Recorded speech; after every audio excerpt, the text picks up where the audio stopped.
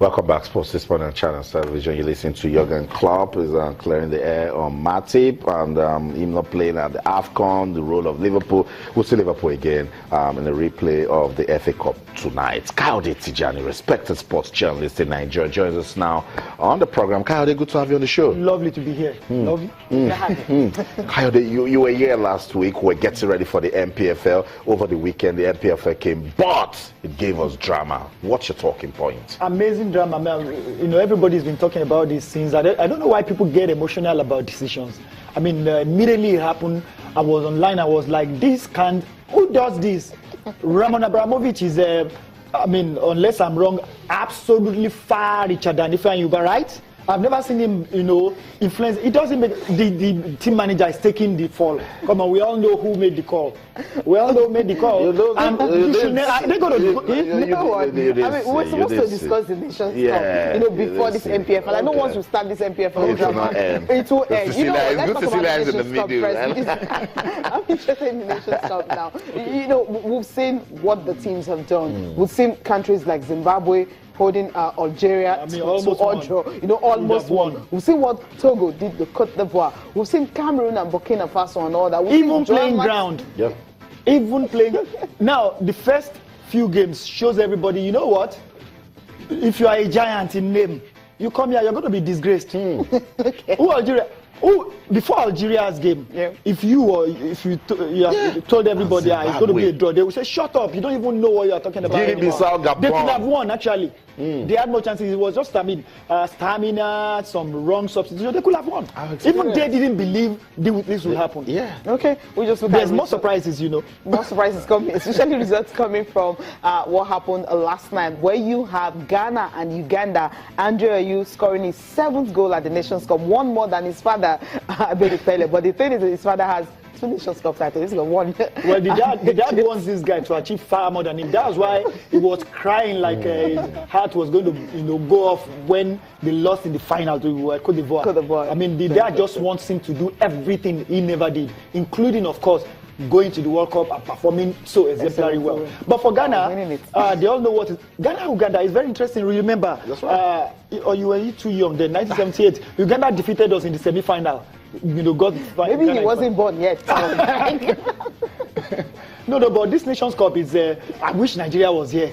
I really wish Nigeria was because it would have been good learning ground for us who get a lot from the experience. Because no small things anymore. Even this, and from the onset, from the onset, it showed. From the onset, little mistake. Look at the way Zimbabwe were playing.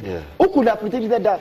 Amazing, shocking. You know, and Bissau, because what if host nation Gabon to come all out, the fans will intimidate you. Teams you thought are going to capitulate, get trashed, are now doing this. So everybody is very scared now. Let's look at Mali and Egypt now. The history you talked about at 44. His birthday, 44 years and 2 days. 148th cap. His birthday was on Sunday, and he didn't know he was going to play this particular game, simply because this man you have there actually started the game, but somehow he got injured. I'm talking about Ahmed El Shanawi. He got injured, and of course El Hadri had to come in at 44 years and 2 days, 148th cap. He had to come in, just making history. Kayode, means destiny was on the side of El Hadri. Because you know, 44. That's for a footballer, for whether you're a goalkeeper or outfield player. 44 is like an old man. Look at like 50 right in front of you. You know, this is there's so many records for the African football, African Nations Cup. Of course, Asamoah Gyan just needs, you know, is it 1 or 2 more goals, and he creates his own records too. It's getting really interesting. I want to return to the drama at the Nations Cup now. You can't tell from now who is going to win it. There's no big team. The small teams are embarrassing the big teams. Big players are being demystified, even in how many games now. So anything can happen. Really, we thought he was not going to be one of the best World Cup, Nations Cups we're going to witness. Now, it's turning out to be one of the best. It's already breaking history. Ahmed El Shanawi, that's the goalkeeper that got injured and was replaced by this history maker. What a story. We practically grew up with Essam El Hadri. He has done everything for Egypt, and in 2017 he's featuring at the AFCON. Well, it still has more games to go, to pile much more for those who think they can meet his record.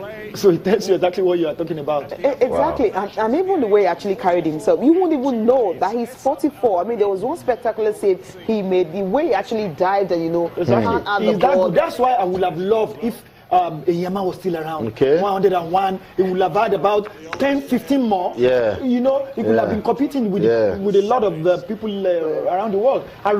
Yama, should have still been in the Super League. We still need him, really. I know, let's not go there, but I love when goalkeepers give their own share of history, because most times we don't get to talk about them, but they contribute so much to football. Egypt has seen and developed a lot of players, but El Hadri is making this, just makes it very good for Egypt. And again, goalkeepers now can look up to something. That's why it's very painful when you find out the African Footballer of the Year award, you only find a goalkeeper. They don't, no matter what they do in a whole season, they will never look at Yama, and when he was Yama, so how many seasons ago, Yama was the best, all the records, everything, but they don't consider goalkeepers.